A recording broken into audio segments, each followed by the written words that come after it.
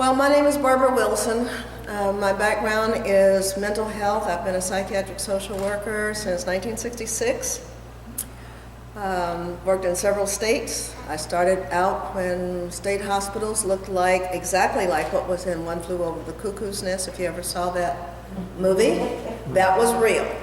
A lot of stuff that comes out of media that portrays mental illness or people with mental illness is not real.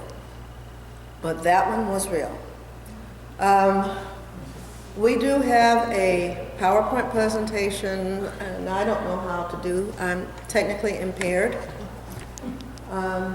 So I'll just go with it.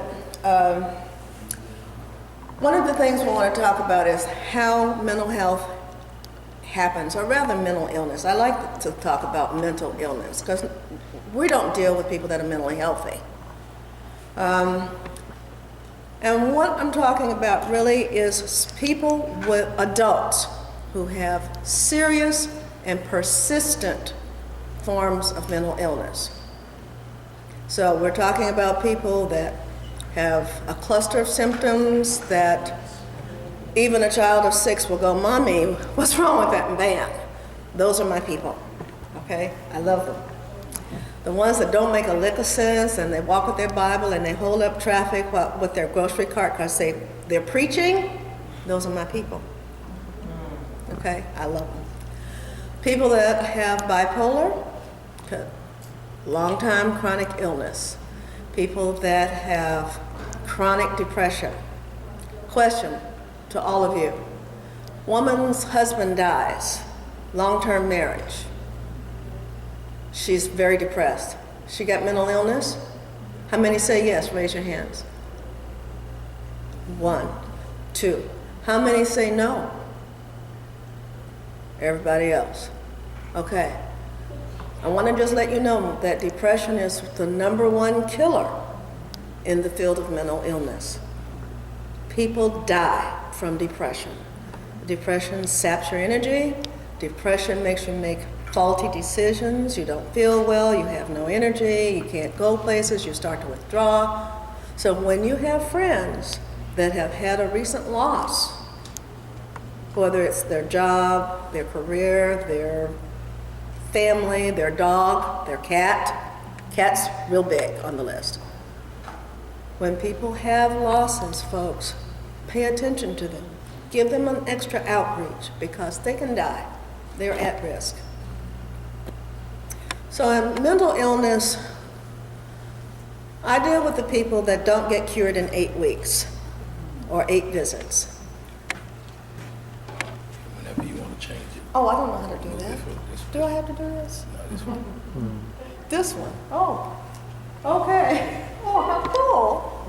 A learning experience, oh my God.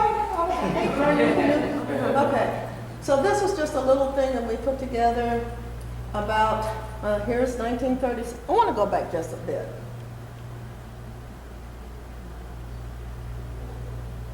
There's a lady back in the 1800s, I don't see the slide. Maybe this is it. There was a lady named Dorothea Dix in the 1800s.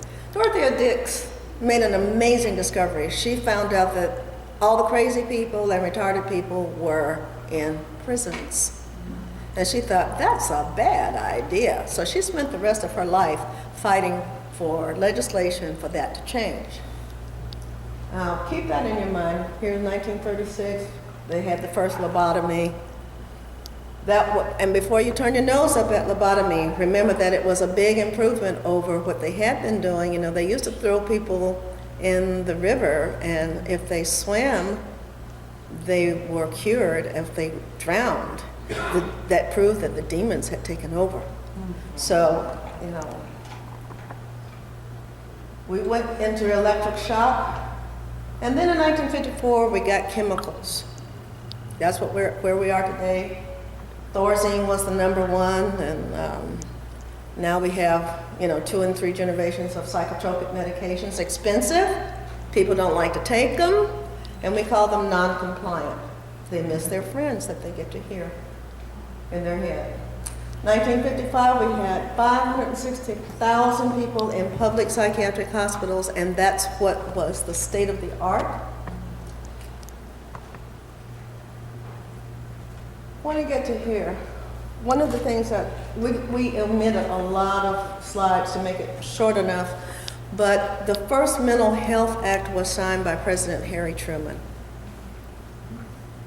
Incidentally, as an aside, he was also the person that integrated the troops racially. 1965, we got Medicaid, something that everybody said was going to send us to socialism. 1980, Jimmy Carter signs the Mental Health Systems Act. Anybody remember him? We were going to get money in all the communities for community mental health, get people out of the hospitals, out of institutions. You know, people used to go to the institutions when I first started. They went in at like 17 or 18 when they died there. People used to tell their family members, oh, they died, because that was the only way the family could explain. 1981, look what happens. President Ronald Reagan undoes the mental health bill. As governor, he had already undone mental health institutions in California. Now he takes his whole dog and pony show on the road. Again, not partisan, this is just fact. So 2009 and 10, we have all of this downturn in the economy. What happens to people that are mentally ill? Well, if everything's going downhill, you know what's that? They always say fecal matter rolls downhill. And at the bottom of the hill, that's where mental health is. And I just want to talk to you about why that is. Because people will say to me, well, what about people with autism? Well, what about people with autism? Is that diagnosed before or after childhood? Before, right? You have an autistic child, you pretty much know that kid's got problems by the time they're 4, 5, 6 years old. What about people with mental illness? What is the first age of onset for most people with schizophrenia? 18 to 24. What about bipolar? 18 to 35. These are the years that people would be normally going to college, building careers, paying taxes. So this is why, in order to help people with this disorder, we have to talk about government involvement. This is not an individual responsibility issue, in my view. There are those who feel that it is. But I just spent the whole day today downtown with 2 sisters who are pleading for help for their adult sisters who have mental illness and who are getting no treatment, one of whom is homeless. Nice middle-class lady, nice middle-class family, nice upbringing, church, family values, all of that. This woman is homeless. She just goes from place to place to place. So, why government? Government is the only place. This is not a money-making operation, first of all. So people who have mental illness of our sort don't typically have money. Even if they used to have money, they don't anymore. The one of the most clear predictors of poverty is chronic mental illness. America is a wonderful country if you are healthy and able-bodied and mentally stable. If you are not any of those, you will have some serious challenges. Okay, another thing about mental illness, chronic mental illness, is that people die early. They're not likely to retire at 65. Some do, many do not. We talk about certain diagnostic categories like bipolar. Anybody heard of Lindsay Lohan? Anybody want to speculate as to what her diagnosis is? I mean, oh yeah, we love to poke fun at the movie stars. Yeah, look at them, they got all that money and they can't even figure out how to spend it right. But what do we know about addictions? When we scrape away addiction, what we usually find underneath that addiction is a mood disorder. And like depression, like bipolar. Those things tend to be chronic. Now we can blame the parents, we can blame the schools, we can blame. But the bottom line is we have these adult people, 18 to 59, who have very few options for services. They may have wonderful services when they're in school, but let them turn 18 and watch those wonderful programs fall away. So this is why I dedicate my life to services for the mentally ill between 18 and 59. We have an agency called Mental Health Hookup, and what we seek to do is we're sort of like your wedding coordinator. We can plan your wedding, we can even go shop for your gown if you want us to. We're unfortunately not free. We hope that at some point we get to be free, but right now we're not, but we are affordable. And I want to just say a little bit about Los Angeles County in particular. Los Angeles County we have 1/3 of the entire population of the state of California. 1/3. We have the highest number of homeless vets in LA County. Okay? Just because a person is crazy does not mean they're stupid. They don't want to be cold. They know to come to California. I can't blame them. We have the largest psychiatric acute treatment center in the nation, right here in LA County. But it's in the jail. Twin Towers houses mentally ill people. They have no programs, they have nothing.